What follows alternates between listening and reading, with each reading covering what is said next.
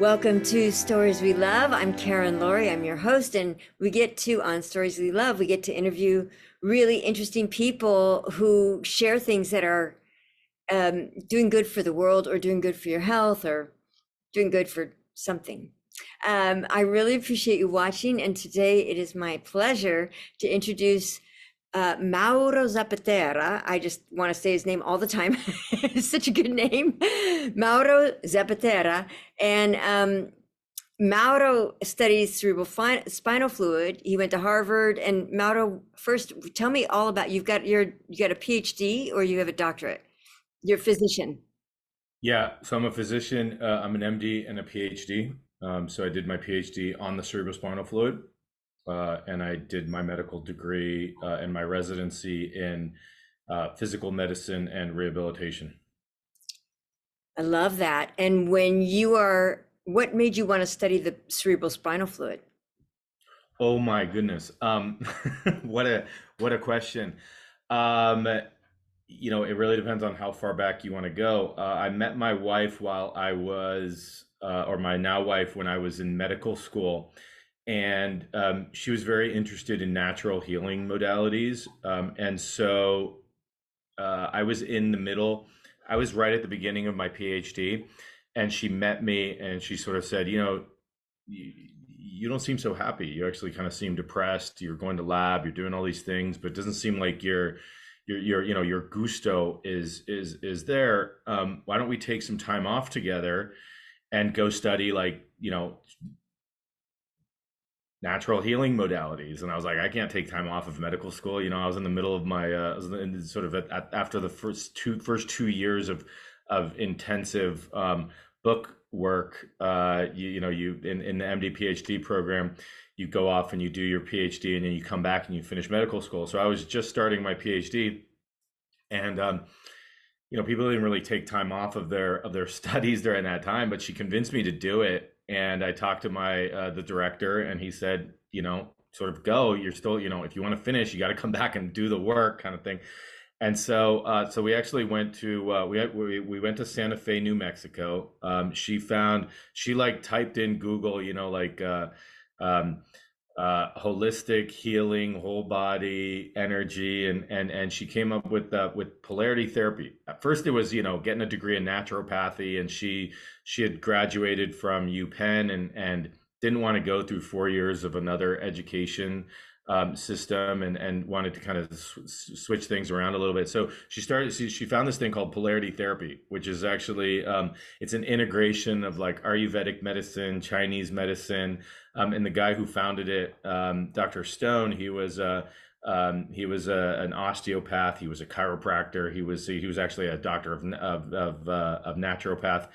And he integrated all these healing modalities into one modality. And we were in Santa Fe doing this polarity therapy program, and we were on the side. We were getting craniosacral therapy sessions, and I was in medical school, right? So everything to me was sort of had to be physical, like I had to see it or feel it, or like palpate it, sort of thing, right? And I was like the skeptic in the class. I was like, show me the research. What does it do? Who's done the studies on it?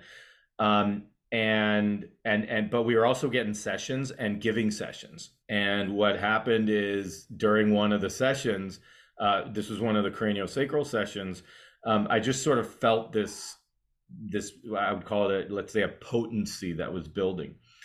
And that interested me very much so, because I had been interested in meditation. I had been interested in things like acupuncture, different types of massage, different types of sort of healing work. But this pulsating energy that was building and gaining potency was a direct experience during a session. And because I was in medical school, and because I was, doing a PhD, it's sort of like, oh, what is that, right? So I put my hand on my pulse, and it wasn't the pulse of my heart. It had a different rhythm to it. I looked at my breathing, and it was different than my breathing. And it's sort of like, wow, what's this interesting potency that's building at its own rhythm. I was kind of looking into like what other rhythms do we have in our body. And so that actually led me to ask questions about, I went up to our teacher and sort of asked, like, I was feeling something. And also, just anatomically, because I had gone through medical school, I was sort of, being my own scientist in my own body and asking myself, well, if I was to locate this, where would this be located? And it was literally like this potency was rising up my spine and building in my third ventricle of my brain. And I had the benefit of all the neuroscience and neuroanatomy classes we had, and all the anatomy classes and physiology classes and things like that. And I could feel as if I could locate this energy, right? I sort of like, where anatomically, like, where am I, where's this? If I was to dive into the felt sense of it, where would it be anatomically? And it felt like it was the third ventricle. And we can get into that a little bit, but just in short, the third ventricle is sort of is a fluid-filled space right in the middle of the brain. And I just found that to be very interesting. Like, oh wow, there's this fluid-filled space, and I'm like, that's my third ventricle. That's it, right? And anything in science, right? What do you want to do? You want to repeat it, right? Those are like, it's sort of like, oh well, that was just some experience you had, and blow it off. Well, yeah, and the skeptic in me was like, oh, that just happened once, and just sort of like, oh, it won't happen. Well, this kept on happening, and there was a reproducibility to it, and there was a consistency to it, and there was something that was very real with it. And the other neat part about it was that it was what I would consider to be relational. So because we were going through polarity school, we were doing a lot of energy work. And with that, it was sort of like, oh, just, open up to the movement, any energy you feel, with an open curiosity. Like, be curious about it, right? Say hello to it. Say, I see you, right? Like, I see you. Now, how do you want to, how is this, can we have a relationship?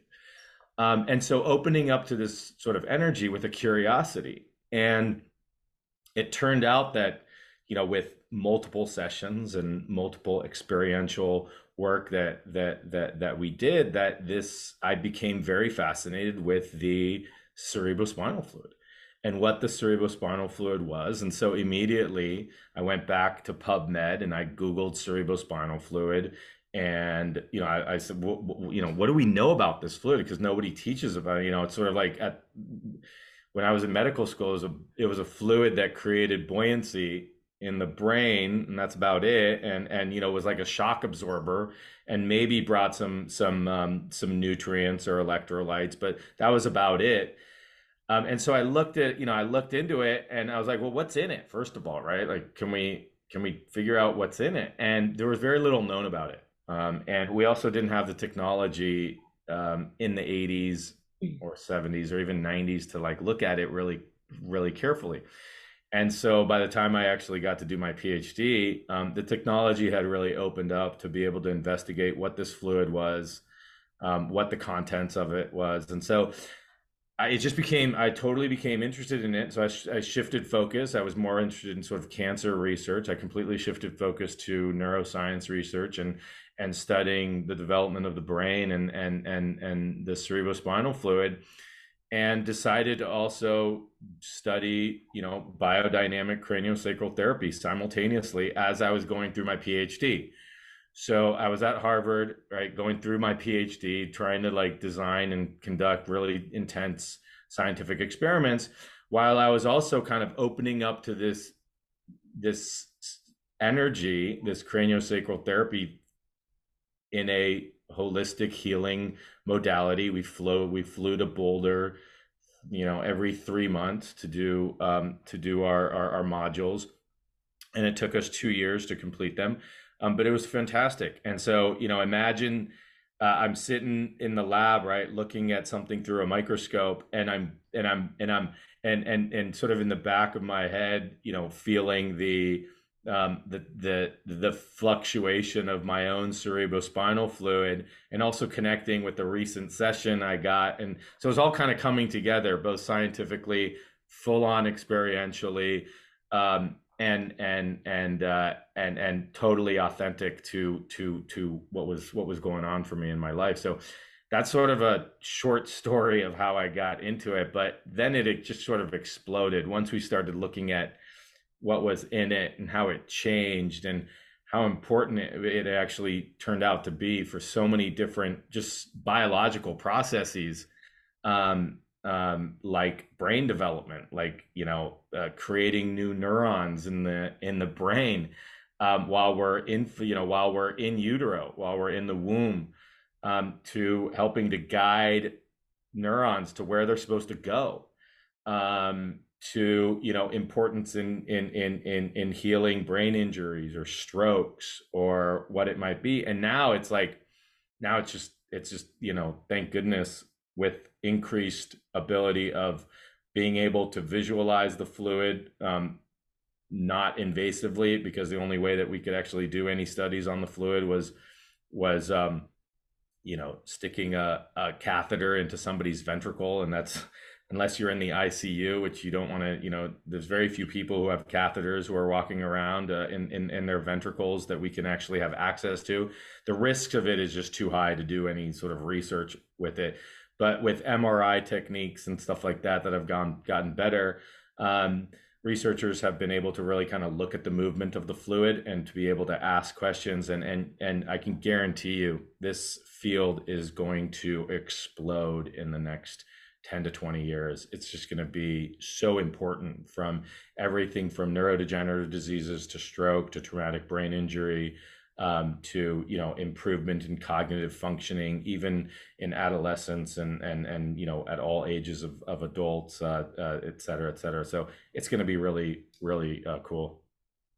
Yeah, that feels really exciting. And just as you're making that list of ways it could help, I can also see how it would help with, you know, um, kinesthetic awareness, because you need that in a lot of sports. And so just having more awareness of your physiology, but if you have that awareness of your cerebrospinal fluid, that also seems like it would be beneficial. I don't know if you've looked into that, but just I'm an acrobat. And so I just like think of that kinesthetic awareness. I have that awareness of my own cerebral spinal fluid. So I love that you're studying this. And I noticed it was several years ago. I was laying on my back and I was breathing deeply to my sacrum.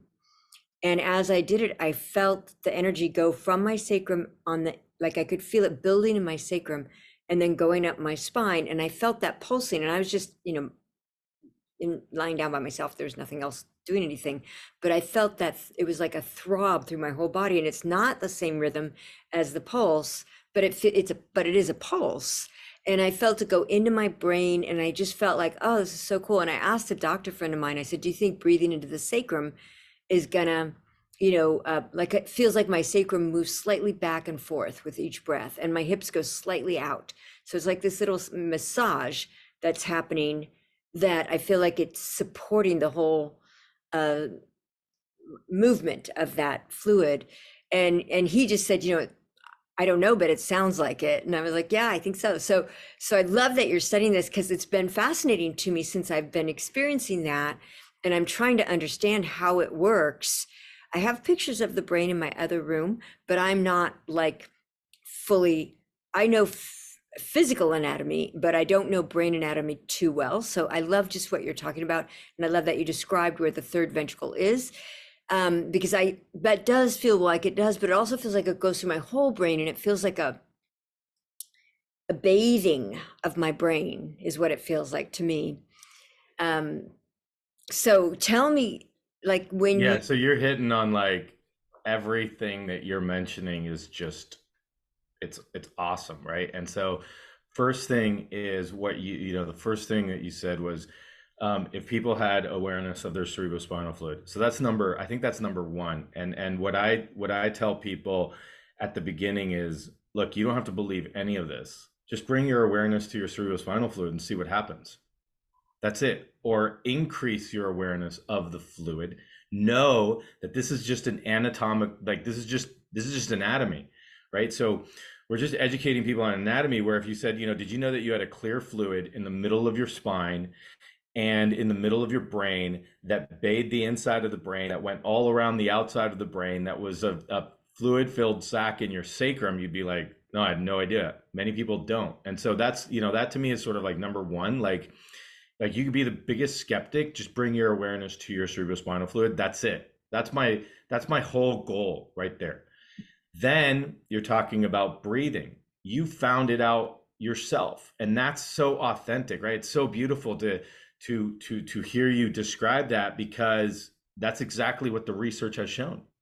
It's exactly what you experienced, right? And noticing it and having that introspective awareness, that kinesthetic sense of your own body, and increasing your awareness to that helps you now tune in to these micro energies that are traveling through us, right? And so that's my second, is trying to increase that awareness so that we can be more kind of authentic to our own experience and help in a way be more in tune, right? Help guide that energy. And exactly what you said, that's exactly what the research has shown. So imagine, right, millennia of years of people practicing breath work, or people practicing exercises where they're squeezing their perineal floor, they're squeezing their perineum, they're with bandhas in yogic practices or anything like that,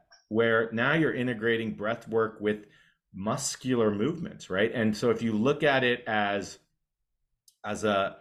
even just a purely physical entity, right? As you do a Kegel exercise, you're going to be squeezing the pelvic floor. Okay, all those muscles are connected to the sacrum. There's the cerebrospinal fluid that's bathing it's going all the way down. So it's not only protecting the spinal cord, but the spinal cord ends at lumbar vertebrae 2. We still have lumbar vertebrae 3, 4, 5, and then sacrum, which is a huge bone, and it bathes all of that as well.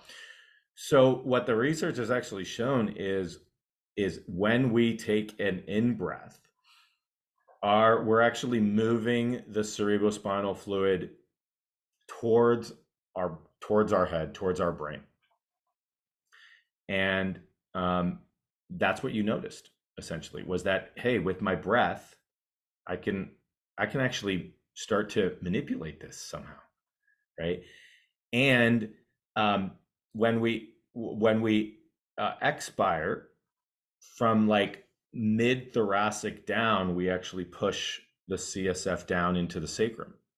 So exactly, right? So now, right? So where's this fluid? So now where's this sort of like movement, right? So inspire, bring it up to the brain from all the levels of the vertebra.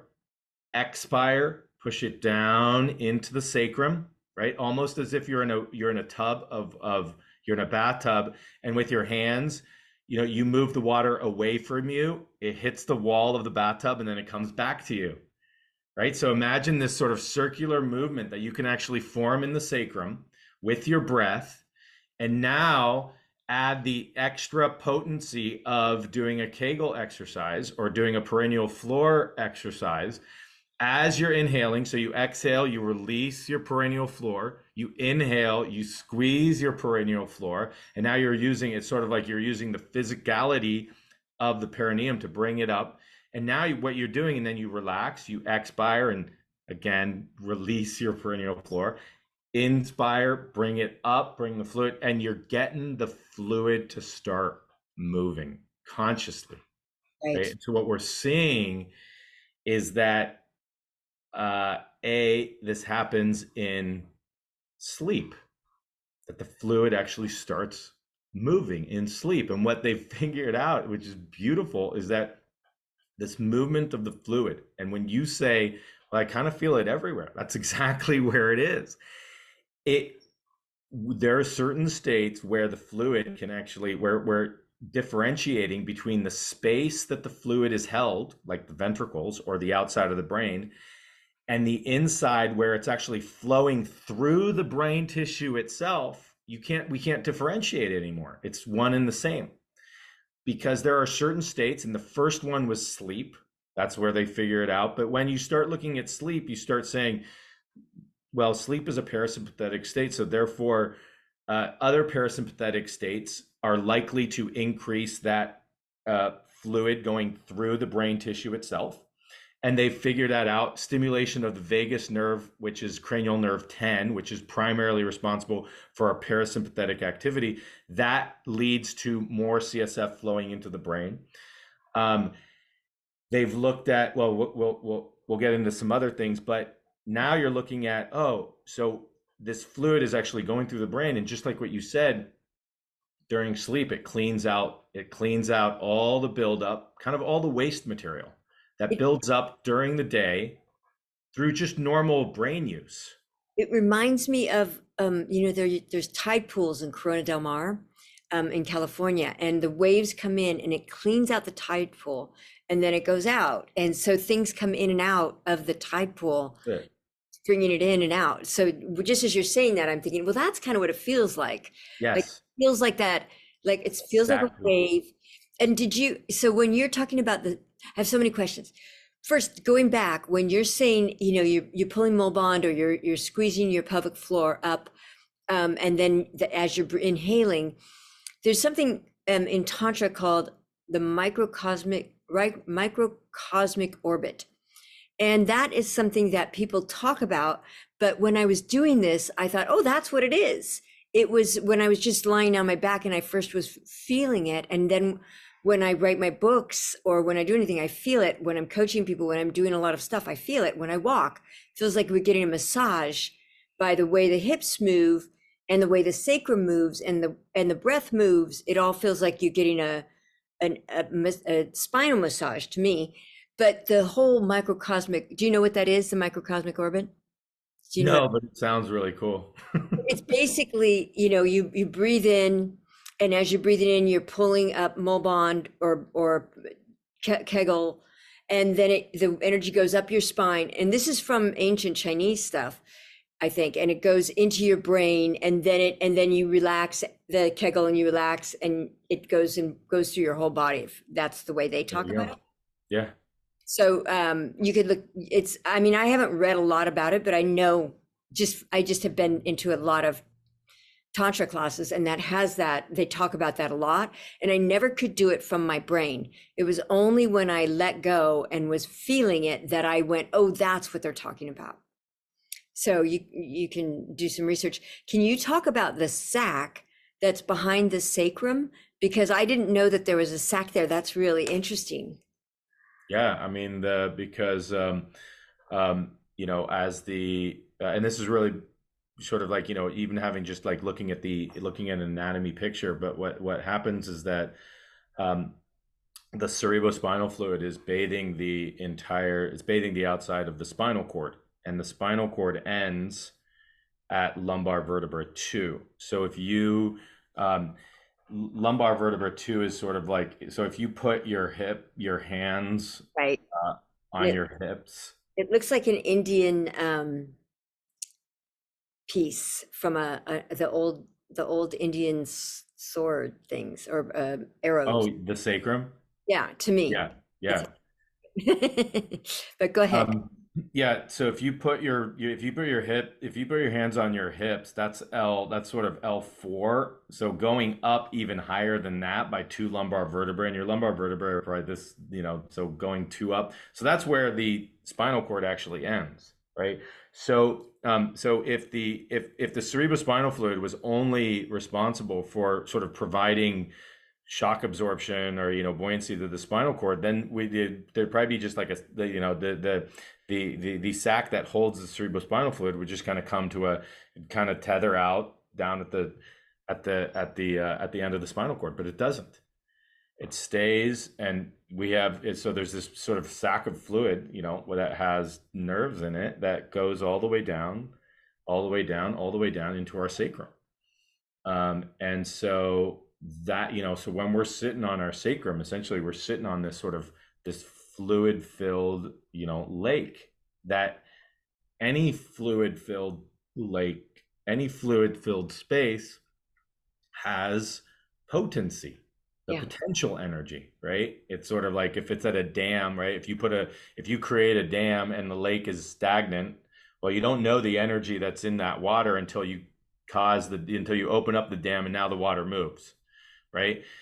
And so if you want to clean out the downstream, you know, rivers, well, you open up the dam and you let the water flow, right? And this is what happens in us, for instance, when we fall asleep or we do certain activities. Now, more and more research is coming out, which is sort of like, well, what are those activities that actually cause this fluid to move? Because the movement of the fluid is so important for our health and preventing neurodegenerative diseases and stuff like that. How do we get this fluid to move?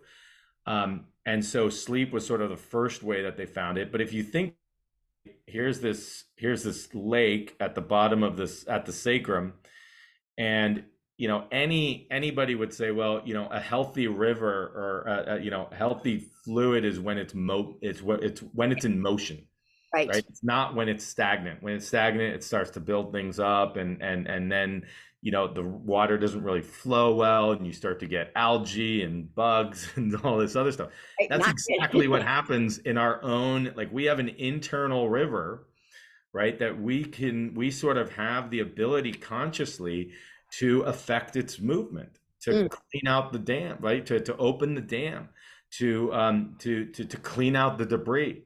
Sleep is a big part of that, but it's not the only part. We know that now, the research has shown, now there's just research that came out, that focused ultrasound to different parts of the brain helped increase the flow of the cerebrospinal fluid. They just looked at, flashing lights, for instance, was able to increase the flow of the cerebrospinal fluid. Breath work is able to increase the flow of the cerebrospinal fluid. So we're looking at, okay, well, the breath totally makes sense. Awesome. Lights, that's interesting. Well, we have photoreceptors. We have photoreceptors on the walls of the ventricle, that can Right. perceive light. Because I know we have photoreceptors on our skin, in our eyes, everywhere on our body on the outside, but you're saying inside we have photoreceptors? Yeah. Okay, so I think we also have them in our mitochondria, but go on. I'm just so fascinating. Go ahead. I didn't mean to interrupt. I just got all excited. Yeah. And so, um, and now ultrasound, right? So you can direct ultrasound, which is a frequency of energy, and you can actually cause the cerebrospinal fluid to move. Now, if we're looking at ultrasound, what other energies could you imagine, right? So now that just opens up the whole spectrum of energies that can be, let's say, that we can use to help move our cerebrospinal, to help keep this fluid system, this fluid lake, constantly running, constantly pulsating, constantly moving, cleaning, just like what you said, like this bathing activity, right? And so you got to look at things like dance. You've got to look at things like yogic postures, various yogic postures. You've got to look at things, even inverted postures.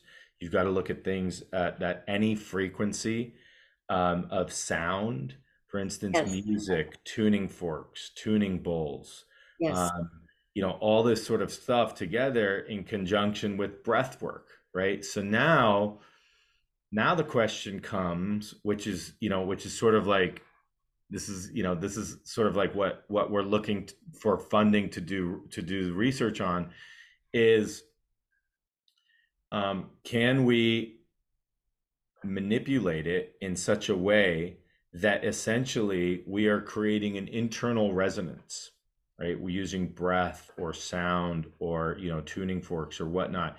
And how is that then internal resonance? How is an external resonance as well as an internal resonance creating some sort of rhythmic pulsation inside our own body that then sort of gives this sensation to the entire body that it's alive, that it's here, that it's present, that it's totally, fully embodied, et cetera, et cetera. And those, that I think is going to be, kind of the $1 million question, and trying to address that will be difficult, because what we want to see is not only that the fluid is moving, but that it's actually the movement of the fluid that is causing this. And that next step is going to be, that's a challenging question to try to answer. That's interesting. Going back to the sacrum and the sac, this is a question because there's so many nerves, sexual nerves, that go from the sacrum into the sexual area, the pudendal nerve and I think the hypogastric and a couple other ones that I'm not thinking of right now, but maybe not the pudendal. But anyway, there's nerves that go to the whole area, the sexual area. And I notice just from breathing in general,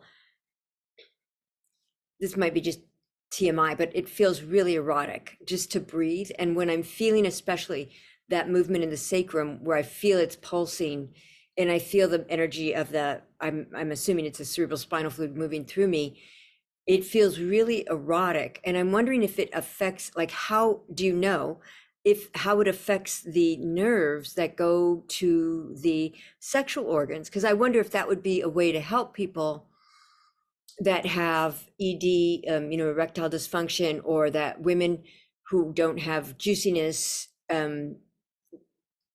because it seems like it would to me. So Yeah.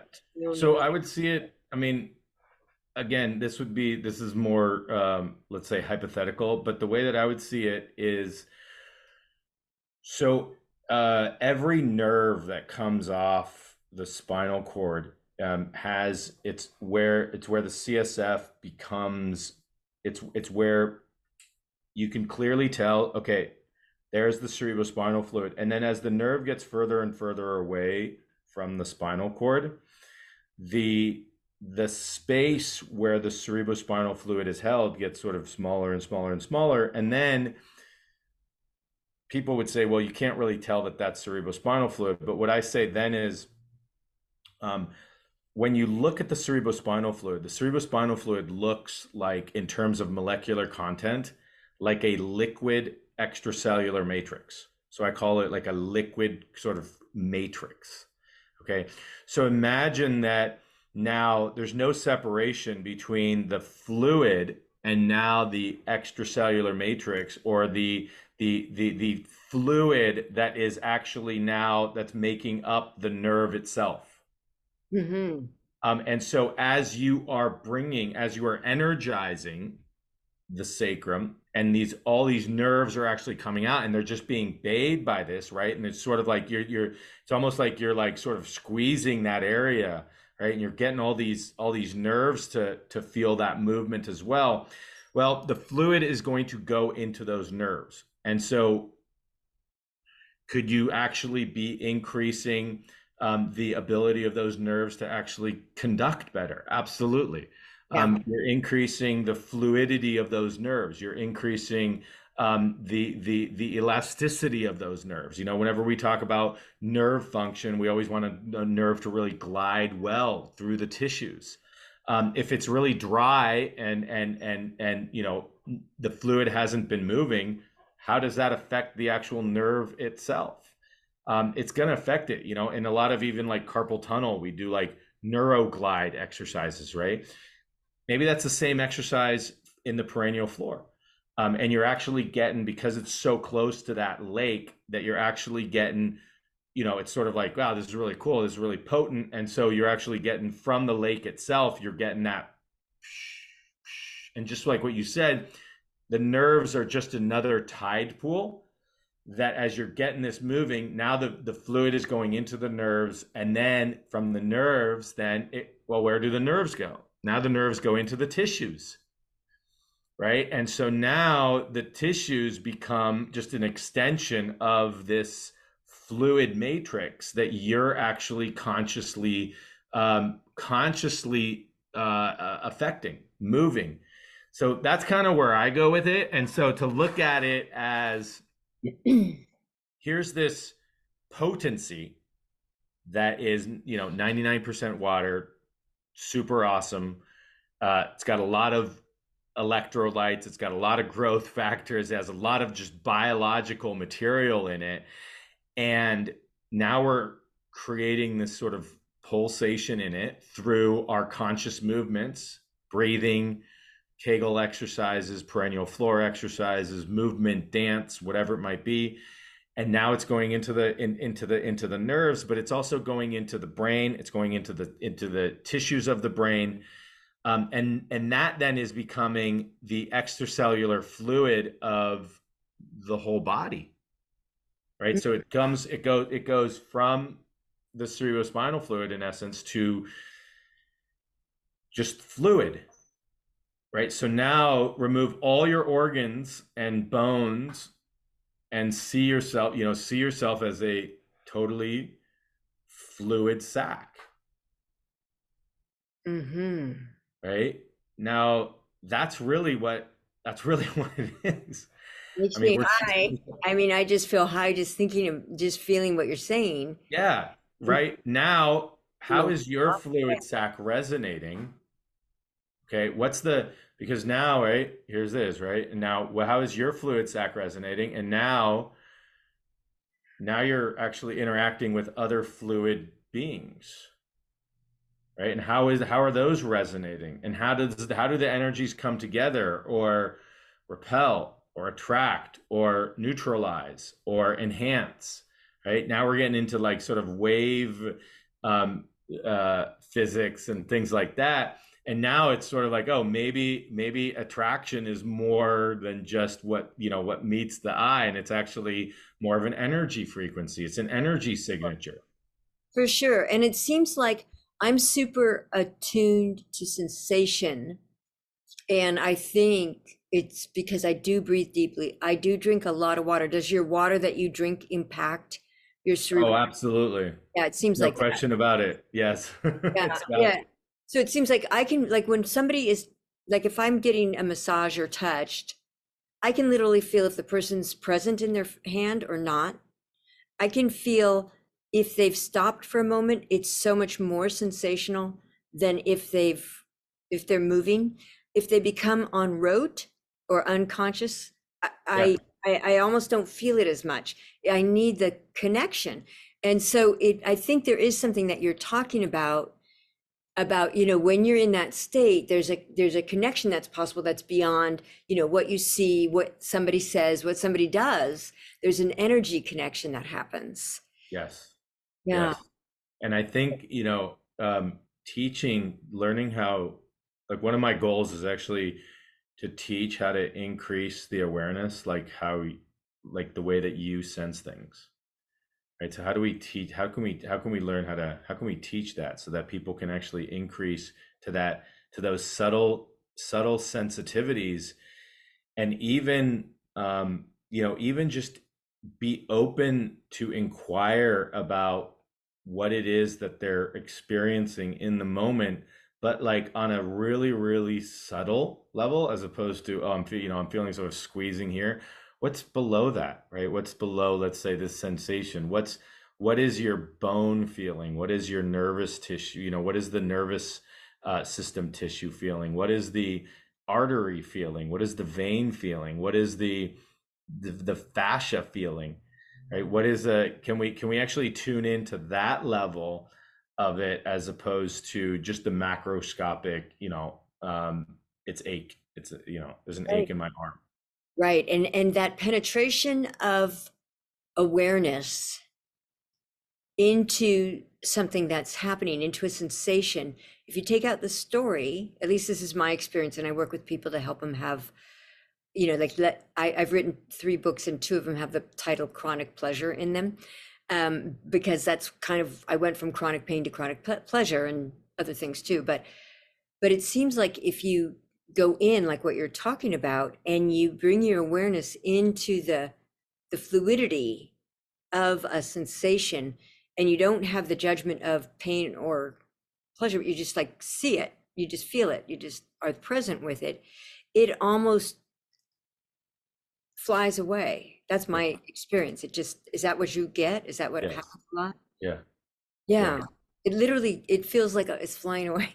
Can you Yeah. talk more about, you're saying the nerves are liquid. Now I thought the nerves were, you know, electromagnetic. So tell me, you know, or electrochemical. So tell me how are they liquid? Tell me about that. I mean, to be honest with you, everything is liquid, you know. Um, but no, I mean, the nerves definitely have an ability to transmit electrical energy for sure. But when I say liquid, the the components of the nerve, there's much more fluid to it than there is density, for Oh, instance. So interesting. are we connecting, how are we connecting with it, right? Even if we were to look at, for instance, our own, our own bodies, like if I was to say, okay, well, here's my skin tissue, right? And the skin tissue, it looks dense to me. I can't put my finger through it or anything like that. But if I was to take that skin tissue and look at it under the microscope, then I see a whole bunch of different cells, right? Now I take one of those cells and take that apart, and now the cells are made up of different organelles. Now I take that little organelle out, and so it's sort of like going to the primordial state. Yeah. And if you were to look at this physical entity at there's more space in here than there is density, for instance. And Yeah. so when I say fluid, it's not that it's like a liquid, but that there's more fluid in it than there is like solidity. And to connect with the fluid, even in the bone is a very juicy, fluid object. But if I was to touch it and be like, no, look, the bone is hard. Um, uh, there's more fluidity in the nerves than anything else. And so it's really about, to me, it's about connecting with not only the cerebrospinal fluid, but using the cerebrospinal fluid as sort of like one of the most liquid substances that's right in the middle of our brain, that's right in the middle of the spinal cord, that's 99% water. And if we can connect with that fluidity, and then we go from that fluidity to all fluidity in the body, and then we go to from body to all fluidity as an energy source, and then from this sort of entity energy source to all energy that is present, and connecting on all those different levels and doing it through the level of this fluid body, in essence. Um, It's that so merging, right? It's where you feel so, yeah, exactly. So as the energy merges, right? So there's just sort of like, so there's either a diff in the way that I've sort of experienced it is sort of like there's a de-differentiation and a differentiation that's occurring yes, simultaneously. And so in my experience, and sort of this is the hypothesis, is that it's actually through the fluid that we can really sense this embodied differentiation, de-differentiation, and then the merging of this energy just into pure energy. And now I'm not interacting with you on a physical level, I'm or body level. I'm interacting with you on a fully embodied level, but energetically. right. That's so key. So there's something I do. This is something that I do to elicit my parasympathetic. I'll just show you because I think you might have an understanding of it. Because what I was talking about touch, like there's you can feel a person's intention or the lack of it. And so what I do, this is so weird, but I'll just share it. I don't, so it's as if I'm moving my finger like this, but I'm not doing it. I'm letting the intention of it to move. So it's barely, like you can't even see it. It's barely moving. It's moving like a 32nd or a 64th of a Mhm. micron, but it like if I wasn't talking, I just start to I'm out, like I just like start to get into very high spaces. I don't do drugs and I don't drink, but it makes me feel like the effect I wanted when I used to try those things, right? Mhm. And it's so present because I'm using the intention to go forward or back, not the movement. Does that make sense to you? Absolutely. Absolutely. How? And I think just that focused intention actually um, can actually not only one activate the parasympathetic nervous system, but it's sort of like you're increasing that again, that sensory perceptiveness that is present in all of us. And I think that when we, sort of like when those antennas are open, even if it's just sort of like there's a movement that's sort of occurring even by holding our fingers together, Right, right? exactly. And you're feeling that, and the sheer the smallest sheer, our body like can actually be perceived or sensed. Oh, it's so um potent. Yeah. yes. So I used to do this exercise. This came to me, I don't know how old I was, I must have been 7 or 8. And I had poison oak. Oh no. and here in California we get poison oak. And it was on my arm. And I earlier in my life I had poison oak where I didn't know it was poison oak, and I scratched it, and then I actually got poison oak all over my body, like it spread somehow.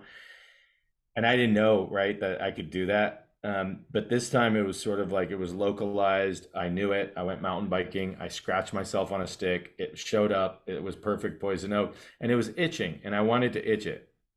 And I looked at it, and I was like, I can itch this without scratching. Uh-huh. I can itch it without scratching. And the intensity of the itch, at first it actually increased because I was paying attention to it. And then it was like, well, this is just this sort of like this is just a sensation. So notice the sensation, notice it, notice the intensity. And it was kind of like, as you said, it was like increasing. And this one was, sort of like increasing. I was like, wow, I could really itch it right now, but what would that do? And then I was thinking about it. I'm like, well, if I scratched it with my finger, that would send a signal to my brain that there was some sort of satisfaction. So what if I just send that same signal to my brain without actually like scratching it? Brilliant, brilliant, brilliant. I love how your mind works even at that tender age. That's so beautiful. Yeah, Um, no, I didn't want to get poison oak. right, right. I mean, but that's when a lot of times people have insights, when you're Yeah, no, trying to find an answer. I mean, I cured myself from narcolepsy, and the insight came when I was really relaxed, and boom, it was gone, and yeah. it's just amazing. But so one of the other things, when you were talking about, oh gosh, there's so many things you've mentioned. First, I want to appreciate your wife. I love that she took you there, but I also think that you were open to it just from the story you just shared, that she knew that about you. And that's a really lovely quality for the both of you to have that openness. Oh, I wanted to share one thing, because just what you were saying about the itch. I had gotten craniosacral therapy once, and the woman was a great craniosacral therapist, but she was really depressed, and she was talking about stuff that I was in the buzz state, and she was talking about stuff that was so depressing going on in her life, And I came back and I was talking to my girlfriend, and I said, I wish I could get craniosacral every day. I just don't want to, I just want it to be from somebody in a pure state, in a place of love. And all of a sudden, I felt my brain being massaged. Mm. And I just closed my eyes and I said, I have to go. I think I'm getting internal craniosacral therapy. And Mm. since then, I get it all the time. Anytime I want it. I don't know if it's just my imagination or what, but I literally I can feel the ventricles in my heart, the blood moving from Yeah. the ventricles in my heart. I feel my sacrum. It's as if it's being massaged, my whole spine, anywhere in my body. And it just started with the craniosacral. And I think it helped part of my healing because I had all this other stuff going on. And it was massaging like my brain stem a lot. And it felt like it calmed down. Like I don't get that fight or flight thing anymore. I Mhm. don't, it doesn't come up. because I think it was just being massaged. So it's the energy that you used with your imagination to go into this and itch it without doing it. And I use it for my own internal cranial sacral thing. Yeah. I feel like just by describing it, you were all giving us an internal craniosacral session. Thank you. Yeah, it really is profound to me the way it really gets me into that state. And all I have to do is just put my attention in my brain or in my any part of my body that I want it to be moving. Mm, And it's there it is. yeah, I know everything's buzzing. So cool. So that liquidity, when you say bones are liquid, are you talking about you're talking about the cells and how you can see through the Absolutely. And cell? also, I mean, the bone marrow is, Yeah, the bone marrow for sure is liquid. yeah. There's a place I go to called OsteoStrong. Hmm. Do you know of it? Yeah. Oh, okay. So OsteoStrong, and it's a place where you get better bone density. And Yeah. the first time I went, I felt I felt my bone marrow moving all night long. I was like, oh my God, this is doing something. Yeah. And so that's the, like, that's kind of where I love that. Like, how do we get the fluids in our body to be more, to move more? And, again, going back to, sort of duty number one, which is just bringing awareness to the fluid system, but bringing awareness to this incredible cerebrospinal fluid in the middle of our brains, bathing our whole central nervous system, and then connecting to all the other fluid systems in the body, including the bones, nerves, everything else. Um, and then going from the fluid to, you could even go from the fluid to, for instance, I like particularly going from the fluid to the water, and then from the water to the hydrogen and the oxygen, for instance, Yeah, and then the electrons and things like that. yeah. But really kind of even investigating that own kind of path of, okay, I'm bringing my attention to the fluid, and then going from the fluid, right? Similar to, like, you're feeling the movement of your fingers, even though you're not moving them, to then, connecting with the energy that is informing the fluid. Mm-hmm. And that's a two-way, that's again a two-way highway. And then connecting with that energy. And so it's sort of an ability to go to what I would consider, like, just taking us from the purely physical plane to a more energetic plane through the energy that's resonating through our fluids. And in my opinion, it being the fluid body that helps really transmit that energy to our physical body. And so this is actually something that I think people can play with. They can start to develop a relationship with. But it's the same thing, just like what you're describing as, feeling the movement. Can you feel this? Can you just go from your, let's say, physical body to your fluid body, right? And then from the fluid body we could even go to the water that's making up the fluids. And then from the water to, all the hydrogen and oxygen bonds are pulsating back and forth like this, right? And how are they pulsating in you versus how are they pulsating in me? But then connecting in with the energy of that pulsation. Mm. And then from that to the energy that informed the pulsation. And that's where you get into that I am. That's it. And you go into that place, at least for me, I feel that it's a pure beingness. There's no Yes. no sense of Yes. Like So I it's, can't, that's the bridge. can't tell I can't tell where I end and where, Right. where this, Right. yeah.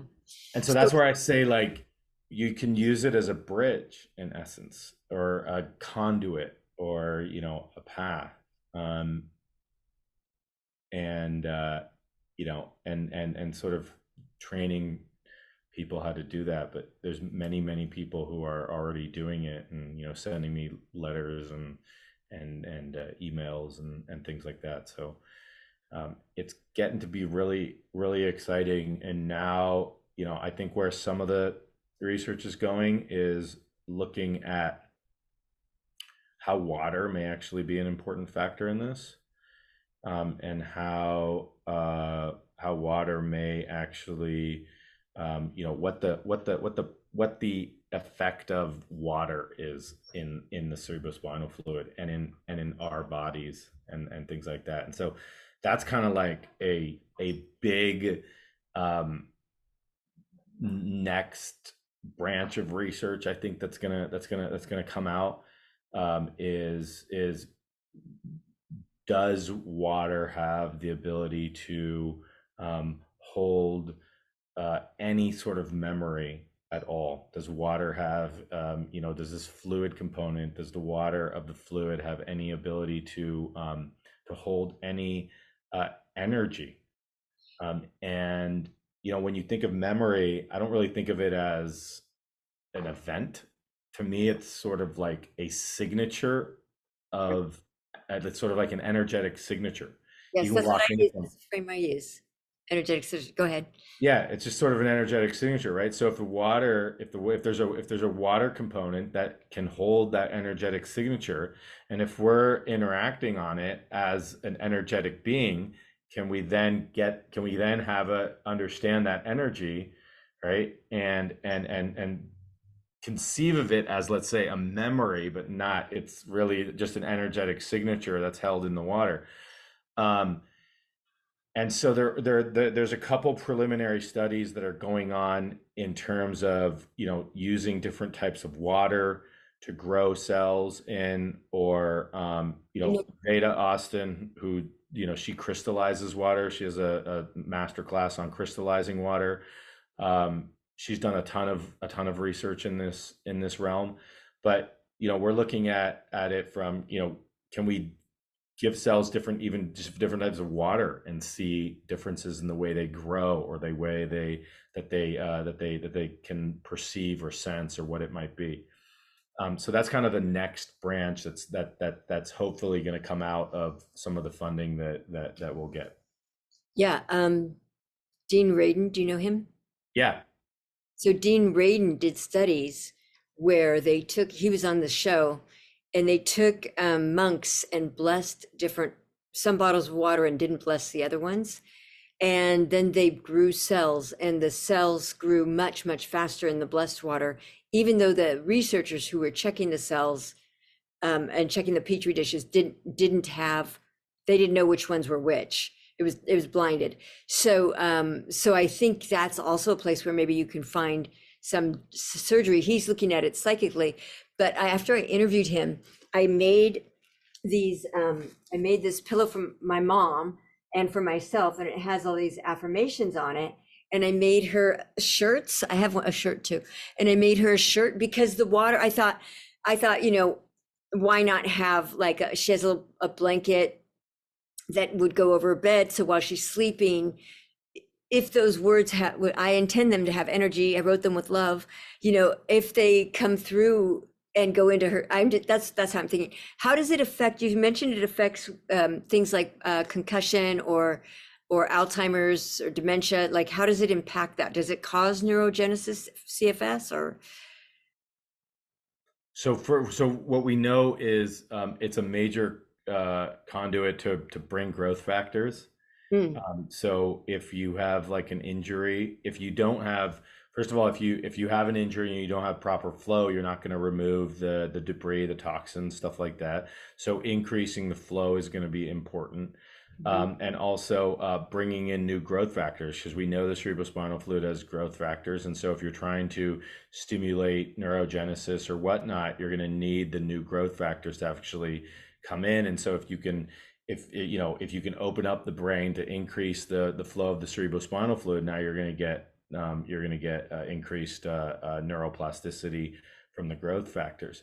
The other thing is, from a neurodegenerative perspective, um, we're looking at how the breath can affect, because essentially what people, what the main hypothesis now is that maybe actually neurodegenerative diseases is a slowing down of the outflow of cerebrospinal fluid, and it just kind of builds up and builds up and builds up. And so because you have this river system that should be clearing the toxins, and it just kind of builds up, and now you get all this debris, and now the cells are being affected because we don't have adequate clearance.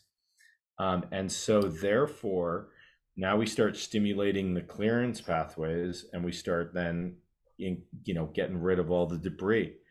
So this is something that, there's studies already ongoing right now and looking at cerebrospinal fluid flow in people with Alzheimer's versus not Alzheimer's, or doing breathing techniques. We know that the breath really affects the flow of the cerebrospinal fluid, so it's kind of a no-brainer to do a study that's looking at a breath, some sort of breath work, and trying to prevent neurodegenerative diseases, trying to prevent cognitive decline.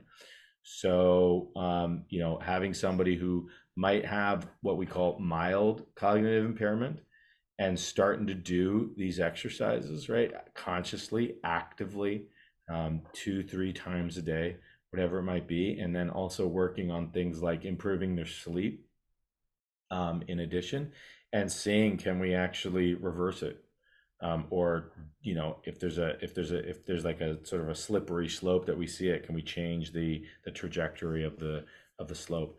So all that is just really, really, really important, and you're going to see a lot of studies coming out in the next 5, 6, 7 years that are clinical studies looking at breath work techniques, or what I would call even like parasympathetic activities, trying to do some parasympathetic. I'd love to get some funding to do, see the CSF movement in somebody getting a craniosacral session, for instance.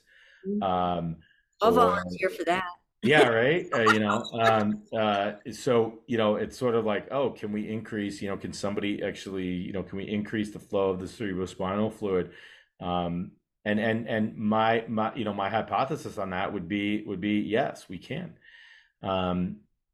So but all this requires, again, all this requires funding and expertise to be able to do the MRIs, read the fluid flow, and things like that. So collaborations are really important.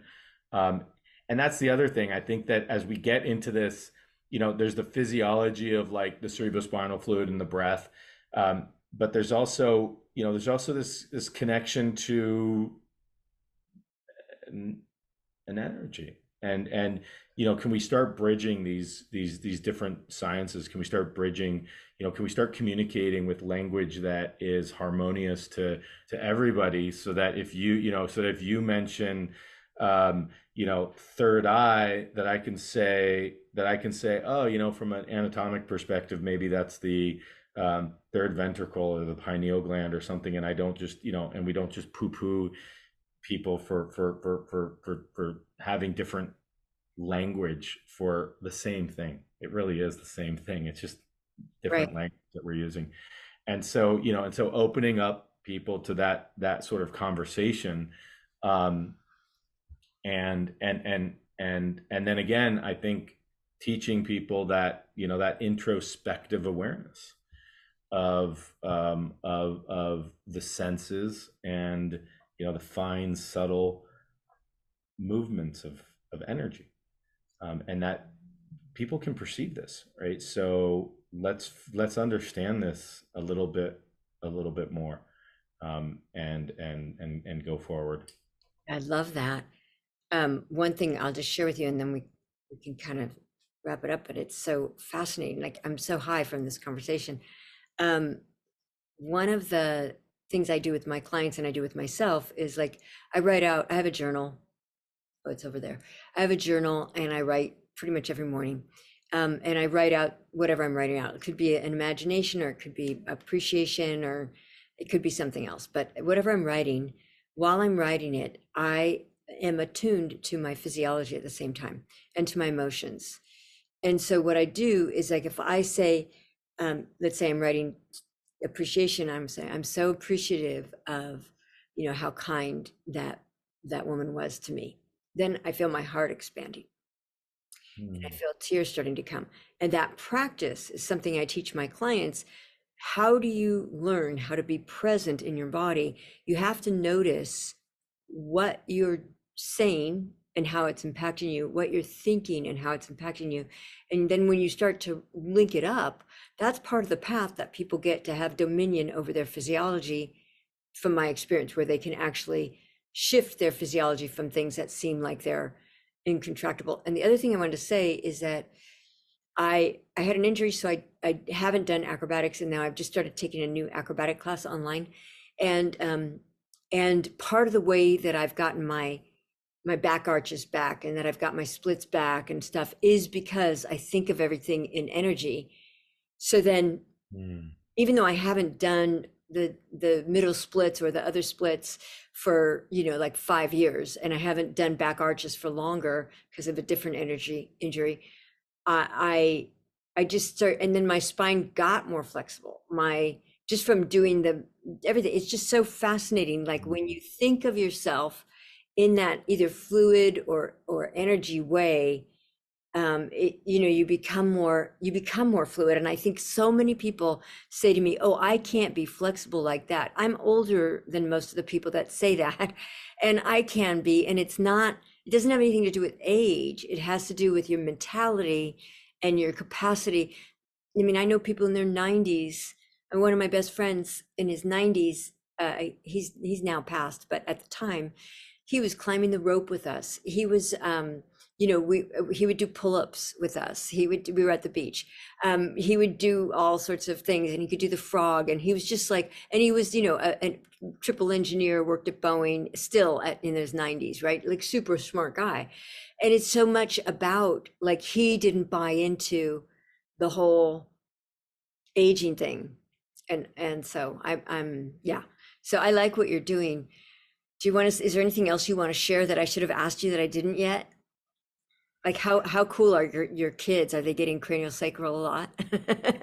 My wife does it for them. Yeah, I think we have a good, um, I think you reflected. We honor each other quite a bit, and we each really kind of respect what we do, and just loving each other and loving our kids, and I think we try to live intentionally. We try to renew our vows, every year, together, and that intention really is through us, but into our kids. And so if they're playing soccer and they fall on their head, they'll get their nutraceuticals that are good for head injury, and they'll get their craniosacral, or she'll put their, and they don't, sometimes they know it, sometimes they don't. They might be sleeping and she'll do it. um but she's incredible, and we just come from same perspective, same sort of loving perspective, but uh I'm more, let's say, language based, um and she's more, touch based, and so we kind of come, I think, from that perspective. Yeah, I really feel the love that you emanate. It's beautiful. And I want to commend you and again your wife, because most doctors, especially in a traditional school like Harvard, they get a good education, but they often are not open. And that curiosity that you mentioned at the beginning, how important that is, and that you were curious about something that you experienced, and then you started to look into it. It's so exciting, and it's often, like you said, it's often kind of, well, if it's not what we were taught in school, it doesn't count. But there's so much more than what is taught in school. And if you think about it, you only go to school for what, 8 years? Like, it's not that long. Like, you think about what you learn as an 8-year-old, there's so much more that keeps Not that long. developing. And it's so exciting to meet someone like you, who's open, who's curious, who's investigating things. I really love that. If people want to get in touch with you, how do they get in touch with you? Again, you could. My email is probably the best, but I do have a lot of emails. So if I don't, it just depends on kind of what you contact me for, to be honest with you. Um, I try to read all of them. Sometimes I just can't, just depending on the quantity of them, or